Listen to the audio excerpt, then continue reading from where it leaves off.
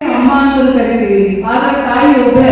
ಇವತ್ತು ನಾವು ಮಾಡುವಂತ ಇಷ್ಟಲಿಂಗ ಪೂಜೆ ಒಂದೇ ಆಗಿರ್ಬೇಕಾದ್ರೆ ವೀರಶೈವರು ಮಾಡುವಂಥದ್ದು ಇಷ್ಟಲಿಂಗ ಪೂಜನೆ, ಲಿಂಗಾಯತರು ಮಾಡುವಂಥದ್ದು ಇಷ್ಟಲಿಂಗ ಪೂಜನೆ. ನಾವೆಲ್ಲರೂ ಪೂಜಿಸುವಂಥದ್ದು ಎತ್ತ ತಾಯಿಯನ್ನ, ಒಂದೇ ತಾಯಿಯನ್ನ. ಪ್ರತಿಯೊಂದು ವಿಚಿತ್ರವಾಗಿರ್ಬೋದು ಮತ್ತು ಮಾಡುವಂತ ಪೂಜೆ ಇವತ್ತು ಒಂದೇ ಆಗಿರೋದ್ರಿಂದ ನಾವ್ಯಾಕೆ ನಮ್ಮಲ್ಲಿ ಭಿನ್ನ ಅಭಿಪ್ರಾಯಗಳನ್ನ ಇಟ್ಕೋಬೇಕು? ಪ್ರವಚನವನ್ನ ತಾವೆಲ್ಲರೂ ಕೇಳಿದಾಗ ಬಹಳಷ್ಟು ಸುಂದರವಾದಂತಹ ಒಂದು ಚರಿತ್ರೆ ಅದು. ಇವತ್ತು ಏನು ನಮ್ಮ ರೇಣುಕಾಚಾರ್ಯ ಭಾಗವತರಾಗಿರ್ಬೋದು, ಅಗಸ್ತ್ಯ ಮುನಿಗಳ ನಡುವೆ ನಡೆದಂತ ಸಂವಾದವನ್ನ ಇವತ್ತು ಅಷ್ಟಾವರಣ ಪಂಚಾಚಾರ್ಯ ಇವತ್ತು ಷಟಸ್ಥಳ ಲಿಂಗ ಗುರುಲಿಂಗ ಜಂಗಮ ಇದ್ರ ಬಗ್ಗೆ ಬಹಳ ಸುವಿಸ್ತರವಾಗಿ ಬಹಳಷ್ಟು ವಿಚಾರಗಳನ್ನ ಆಚಾರಗಳನ್ನ ಹೊಂದಿದಂತ ಗ್ರಂಥ ಯಾವ್ದಾದ್ರೆ ಅದು ಸಿದ್ಧಾಂತ ಶಿಖಾಮಣಿ. ಇವತ್ತು ತತ್ವ ಒಂದು ಗ್ರಂಥ ಅಂತ ಹೇಳಿ ಬಯಸಿ ಬಂದಿದ್ದಾರೆ. ಒಂದು ಧರ್ಮದ ಗ್ರಂಥವನ್ನಾಗಿರ್ಬೋದು, ವಚನಗಳನ್ನಾಗಿರ್ಬೋದು ನಾವೆಲ್ಲರೂ ನಮ್ಮ ಜೀವನದಲ್ಲಿ ಅಳವಡಿಸಿಕೊಂಡ್ರೆ ಅದಕ್ಕೊಂದು ಸಾರ್ಥಕತೆ. ಇವತ್ತು ಬರೇ ಓದ್ತೀವಿ ಗ್ರಂಥಗಳನ್ನ, ವಚನಗಳನ್ನ, ಜೀವನದಲ್ಲಿ ನಾವು ಅಳವಡಿಸ್ಕೊಳ್ಳಲ್ಲ. ಮತ್ತೆ ಬೇರೆ ಇದ್ರೆ ಸಾಕು, ಮತ್ತೆ ಅದು ಬೇರೆ ಇದು ಬೇರೆ. ಇವತ್ತು ಧರ್ಮ ಹೊಡೆಯುವಂತ ಕೆಲಸಕ್ಕೆ ನಾವು ಕೂಡ ಸಹಭಾಗಿ ಆಗ್ತಾ ಇದ್ದೀವಿ ಅಂದ್ರೆ ನಾವು ಇಷ್ಟು ವರ್ಷ ನಮ್ಮ ಪೂರ್ವಜರು ಹಾಕೊಟ್ಟಂತ ಆಡಿಗೆ ಆಗಿರ್ಬೋದು, ನಮ್ಮ ಪೂರ್ವಜರು ನಮಗೆ ಕಲಿಸಿಕೊಟ್ಟಂತ ಮಾರ್ಗ ಆಗಿರ್ಬೋದು, ನಾವೇನು ನಮ್ಮ ಜೀವನದಲ್ಲಿ ಅಳವಡಿಸ್ಕೊಳ್ಳೋಕ್ಕಾಗತ್ತೆ ಅಂತೇಳಿ ನಾವೆಲ್ಲರೂ ವಿಚಾರ ಮಾಡಬೇಕಾಗಿದೆ. ಇವತ್ತಿನ ಯುಗದಲ್ಲಿ ನಾವೆಲ್ಲರೂ ಧರ್ಮವನ್ನು ಉಳಿಸುವಂತ ಕೆಲಸ ಮಾಡಬೇಕಾಗಿದೆ. ಧರ್ಮ ಇದ್ರೆ ನಾವು, ಅದಿದ್ರೆ ನಾವು, ಇಲ್ಲ ಅಂತಂದ್ರೆ ಏನಿಲ್ಲ ಅಂತ ಹೇಳಿ ಬಯಸ್ತೀವಿ.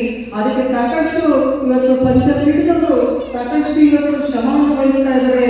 ಸಾಕಷ್ಟು ಅದರ ಬಗ್ಗೆ ಇವತ್ತು ನೋಡಿ ಸಾವಿರಾರು ಕಿಲೋಮೀಟರ್ ಒಂದು ಸಂಚಾರವನ್ನ ಮಾಡಿ ಧರ್ಮದ ಬಗ್ಗೆ ಎಲ್ಲರಿಗೂ ವಿಚಾರಗಳನ್ನ ತಿಳಿಸ್ಕೊಡೋದ್ರ ಜೊತೆಗೆ ನಮ್ಮ ಆಚಾರ ವಿಚಾರಗಳ ಬಗ್ಗೆ ಇವತ್ತು ಧರ್ಮ ಗ್ರಂಥಗಳ ಬಗ್ಗೆ ಅವರು ಆಶೀರ್ವಚನ ನೀಡುತ್ತಿರುವಂಥದ್ದು ಅವರ ಒಂದು ಸಂಸ್ಕೃತಿಗಲ್ಲ, ಇನ್ಯಾವುದೋ ಒಂದು ಉದ್ದೇಶಕ್ಕಲ್ಲ. ನಮ್ಮ ಧರ್ಮ ಉಳಿಬೇಕು, ಧರ್ಮ ಇದ್ರೆ ನಾವು ಅನ್ನುವಂಥ ಒಂದೇ ಉದ್ದೇಶಕ್ಕೆ ಇವತ್ತು ಪಂಚಪೀಠಾಧೀಶ್ವರರು ಸಂಚಾರವನ್ನ ಮಾಡ್ತಾ ಇದ್ದಾರೆ. ಅವರು ಒಂದು ಹೇಳಿದಂತ ಆಶೀರ್ವಚನ ಆಗಿರ್ಬೋದು, ಅವರು ಹಾಕೊಟ್ಟಂತ ಮಾರ್ಗದರ್ಶನ ಆಗಿರ್ಬೋದು, ನಾವು ಒಂದಿಷ್ಟು ಪಾಲಿಸಿದ್ರೆ ಸಾಕು, ನಿಜವಾಗ್ಲೂ ನಾವು ಧರ್ಮ ಉಳಿಸುವಲ್ಲಿ ಬಹಳಷ್ಟು ಯಶಸ್ವಿ ಆಗ್ತೀವಿ. ಇವತ್ತು ನಮ್ಮ ಧರ್ಮ ಇವತ್ತು ಅಳಿವಿನ ಅಂಚಿನಲ್ಲಿದೆ ಅಂತ ಹೇಳಿ ಬಯಸ್ತೀವಿ ಬಂಧುಗಳೇ. ನೀವೆಲ್ಲರೂ ನೋಡ್ತಾ ಇದ್ದೀರಾ, ಇವತ್ತು ನಾವೇನಿದ್ರು ನಮ್ಮ ಜನಸಂಖ್ಯೆ ಜಾತಿ ಜನಸಂಖ್ಯೆ ಕಂಡು ನೋಡಿದಾಗ 65 ಲಕ್ಷ ಅಂತಂದ್ರೆ ನೀವೇ ವಿಚಾರ ಮಾಡಿ. 1.5 ಕೋಟಿಗಿನ 607 ಕೋಟಿಯಲ್ಲಿ ಇರುವಂತ ಜನಸಂಖ್ಯೆಯಲ್ಲಿ ಕರ್ನಾಟಕದಲ್ಲಿ ನಾವೆಲ್ಲ ವೀರಶೈವ ಲಿಂಗಾಯತರು 2 ಕೋಟಿ ಎಷ್ಟಾದ್ರೂ ನಾವಿರ್ಬೇಕು. ಆದ್ರೆ ಸಂಖ್ಯೆ 65 ಲಕ್ಷ ಆಗಿದೆ ಅಂತಂದ್ರೆ ಯಾಕೆ ಅಂತ ನಾವೇ ವಿಚಾರ ಮಾಡಬೇಕಾಗಿದೆ ಬಂದ್ರೆ, ನಮ್ಮಲ್ಲಿ ವಿಭಜನೆ ಆಗಿದ್ದಕ್ಕೆ ಇವತ್ತು 65 ಲಕ್ಷಕ್ಕೆ ಬಂದಿದೆ. ಇನ್ನೂ ಇಷ್ಟು ನಾವು ಇದೇ ತರ ವಿಭಜನೆ ಆಗ್ತಾ ಹೋದ್ರೆ ಇವತ್ತು ನಾವು ಮಾಡುವಂತ ಕಾಯಕದ ಮೇಲೆ ಉಪಪಂಗಡ ಆಗಿರೋ ಹೊರತು ಇದು ಯಾವುದೋ ಒಂದು ಜಾತಿ ಧರ್ಮದ ಮೇಲಲ್ಲ. ಇವತ್ತು ನಾವು ಮಾಡುವಂತ ಕೆಲಸದ ಮೇಲೆ ಉಪಪಂಗಡ ಆಗಿದೆ. ಆದ್ರೆ ನಾವೆಲ್ಲರೂ ಒಂದೇ, ಇಡೀ ವೀರಶೈವ ಲಿಂಗಾಯತ ಧರ್ಮ ಒಂದೇ ಎನ್ನುವಂಥದ್ದು ಬಹಳ ಗಟ್ಟಿ ಮನೆಯಿಂದ.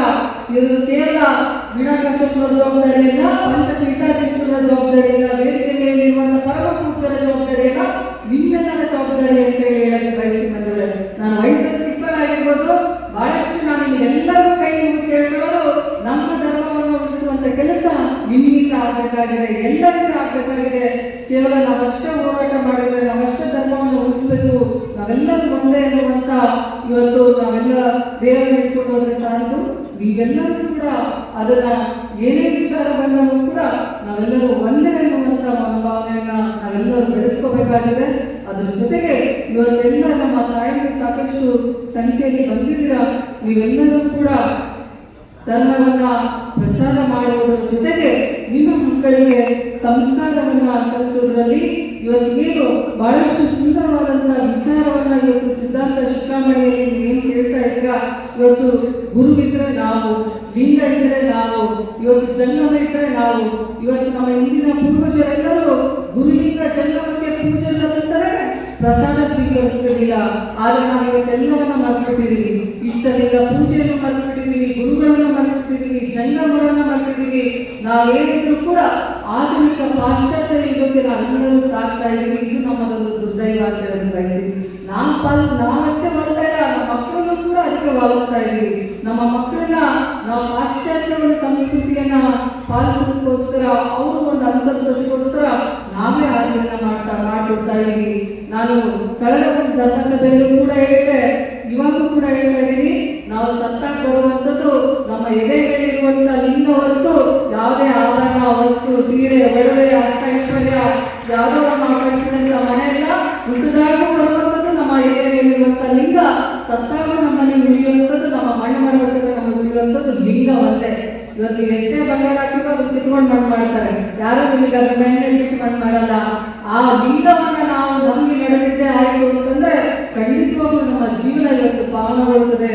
ಅಂತ ಇಷ್ಟಲಿಂಗ ಪೂಜೆಯನ್ನ ನಾವು ನೀವೆಲ್ಲರೂ ಕೂಡ ಇವತ್ತು ಇಷ್ಟಲಿಂಗ ಪೂಜೆಯನ್ನ ಮಾಡೋದ್ರ ಜೊತೆಗೆ ನಮ್ಮ ಧರ್ಮವನ್ನು ಉಳಿಸೋದ್ರ ಜೊತೆಗೆ ನಮ್ಮ ಆಚಾರ ವಿಚಾರಗಳು ಇವತ್ತೇನು ನಮ್ಮ ಎಲ್ಲ ಜಗದ್ಗುರುಗಳು ನಮಗೆ ತೋರಿಸುವಂತ ಹಾದಿ ಆಗಿರ್ಬೋದು, ಆರಂಭದಿಂದಲೂ ಗುರುಕಾರ್ಯ ಅಂತ ಇದೆ. ಇವತ್ತು ನಮ್ಮೆಲ್ಲ ಕಷ್ಟಗಳನ್ನ ಇಲ್ಲಿ ಬಂದಿದ್ದಾರೆ ನೀವೆಲ್ಲರೂ ಅಂತಂದ್ರೆ ಎಲ್ಲರ ಜೀವನದಲ್ಲೂ ಒಂದು ಏನಾದ್ರು ಕಷ್ಟ ಇದೆ ಇರ್ತದೆ. ಮಾನವ ಎಷ್ಟೇ ಎತ್ತರಗಳಿಗೂ ಏನೇ ಒಂದು ಐಶ್ವರ್ಯ ಇದ್ರೂ ಕೂಡ ಭಗವಂತ ಎಲ್ಲ ಜೀವನದಲ್ಲೂ ಒಂದು ಕಷ್ಟ ಇಟ್ಟಿರ್ತಾನೆ. ಆ ಕಷ್ಟದಿಂದ ಹೊರಗೆ ಬರಬೇಕು ನಾವು ಅಂತಂದ್ರೆ ಆಧ್ಯಾತ್ಮಿಕ ಸಾಧನೆ ಬಹಳ ಮುಖ್ಯ. ಆಧ್ಯಾತ್ಮ ಇದ್ದರೆ ನಮ್ಮ ಜೀವನದಲ್ಲಿ ಇವತ್ತು ಗುರುಗಳ ಒಂದು ಆಶೀರ್ವಚನ ಇದ್ದರೆ ನಮ್ಮ ಜೀವನದಲ್ಲಿ ಎಂಥದೇ ಕಷ್ಟ ಬಂದರೂ ಕೂಡ ಅದು ಮಂಚಿನಂತೆ ಕರಗೋಗುವ. ಜಿಲ್ಲಾ ಪ್ರಧಾನ ಕಾರ್ಯದರ್ಶಿಗಳು ಮೃತ್ಯುಂಜಯ ಸ್ವಾಮಿಯವರು, ಅವ್ರಿಗೂ ಕೂಡ ಈ ಕಾರ್ಯಕ್ರಮಕ್ಕೆ ಸ್ವಾಗತವನ್ನು ಬಯಸ್ತಾ ಇದ್ದೇನೆ. ಹಾಗೂ ಈ ಕಾರ್ಯಕ್ರಮದಲ್ಲಿ ಉಪಸ್ಥಿತರಿರುವಂತಹ ಎಲ್ಲ ಅರಗುರು ಚರಮೂರ್ತಿಗಳ ಪಾದಗಳಿಗೆ ನಮಸ್ಕರಿಸಿ ಅವರೆಲ್ಲರಿಗೂ ಈ ಕಾರ್ಯಕ್ರಮಕ್ಕೆ ಸ್ವಾಗತವನ್ನು ಬಯಸ್ತಾ ಇದ್ದೇನೆ. ಹಾಗೂ ಈ ಕಾರ್ಯಕ್ರಮದಲ್ಲಿ ಉಪಸ್ಥಿತರಿರುವಂತಹ ಶ್ರೀಶೈಲ ಜಗದ್ಗುರುಗಳ ಎಲ್ಲ ಭಕ್ತ ವೃಂದದವರಿಗೂ ಕೂಡ ಈ ಕಾರ್ಯಕ್ರಮಕ್ಕೆ ಆರ್ಥಿಕವಾಗಿ ಸ್ವಾಗತವನ್ನು ಬಯಸ್ತಾ ಇದ್ದೇನೆ. ಹಾಗೂ ಈ ಕಾರ್ಯಕ್ರಮದಲ್ಲಿ ಉಪಸ್ಥಿತರಿರುವ ಮಾಧ್ಯಮ ಮಿತ್ರರಿಗೂ ಅವರಿಗೂ ಕೂಡ ಈ ಒಂದು ಕಾರ್ಯಕ್ರಮಕ್ಕೆ ತಾರೆಗಳಿಗೆ ದೀರ್ಘದಂಡ ಪ್ರಣಾಮಗಳನ್ನ. ಇವರು ಕೂಡ ಅದೇ ದಾರಿಯಲ್ಲಿ ಸಾಗುತ್ತಾ ಇದ್ದಾರೆ. ಭವಿಷ್ಯದಲ್ಲಿ ನಮ್ಮ ವೀರಶೈವ ಲಿಂಗಾಯತ ಸಮುದಾಯದ ಒಬ್ಬ ಮಹಿಳಾ, ಒಬ್ಬ ಶ್ರೇಷ್ಠ ರಾಜಕಾರಣಿಯಾಗಿ ಅವರು ಹೊರಹೊಮ್ಮುತ್ತಾರೆ ಅನ್ನುವಂಥ ಆಶೀರ್ವಾದವನ್ನು ಮಾಡ್ತಾ ಇದ್ದಾರೆ. ಈ ಸಮಯ ನೋಡಿಬಿಟ್ಟು ನಿಮ್ಮನ್ನೆಲ್ಲ ಮುಖಾಂತರ